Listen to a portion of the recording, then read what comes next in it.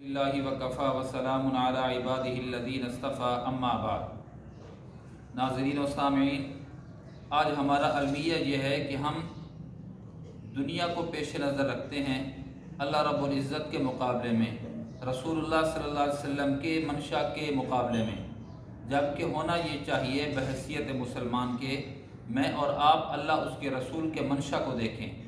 آج ہم دنیا کو دیکھتے ہیں اور دنیا ہمیں رسوا کر دیتی ہے۔ ایک حدیث مجھے بار بار یاد آتی ہے ان موقعوں پر، جب ہم دنیا والوں کو مد نظر رکھتے ہیں اللہ کے احکامات کے مقابلے میں، تو یہ حدیث مجھے بار بار سامنے آ جاتی ہے۔ حضرت امیر المؤمنین حضرت معاویہ رضی اللہ تعالی عنہ نے ایک دفعہ ام المؤمنین حضرت عائشہ رضی اللہ تعالی عنہا سے کہا کہ امی جان، مجھے آپ کچھ نصیحت و وصیت کیجئے جو انتہائی جامع اور مختصر ہو تاکہ عمل کرنا آسان ہو۔ تو یہ خط کے ذریعے حضرت معاویہ نے امی جان کو یہ پیغام بھجوایا۔ حضرت عائشہ رضی اللہ تعالی عنہا نے مختصر جامع نصیحت بیان کی۔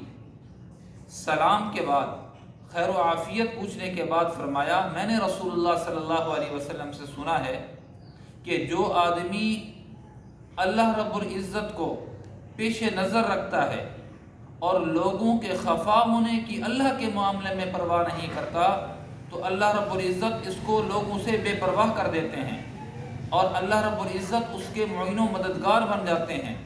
اور جو آدمی اللہ رب العزت کے احکامات کو پس پش ڈال دیتا ہے اور لوگوں کو دیکھتا ہے، لوگوں کے منشا کو دیکھتا ہے، تو اللہ رب العزت اس بندے کو لوگوں کے سپرد کر دیتے ہیں۔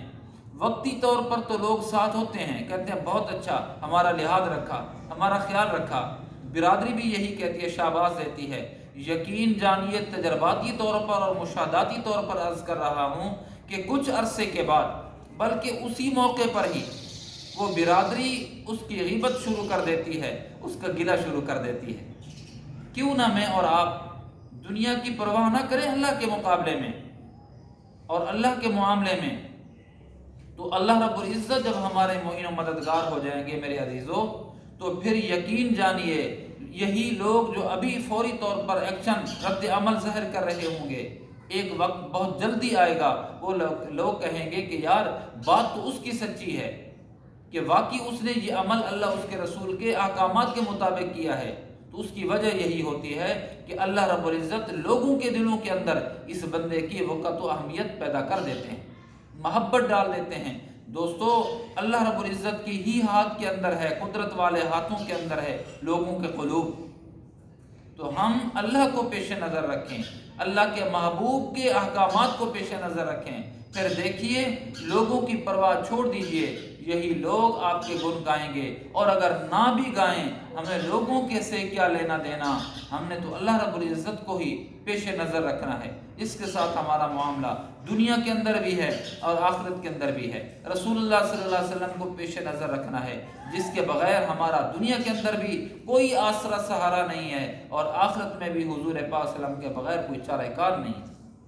آپ کوشش کیجئے، میں بھی کوشش کروں، اللہ کو راضی کریں، اللہ کے محبوب کو راضی کرنے کی کوشش اور اس کا اہتمام کرنے چاہیے۔ اللہ پاک مجھے آپ کو عمل کرنے کی توفیق نصیب فرمائے۔ وآخر دعوانا ان الحمد للہ رب العالمین۔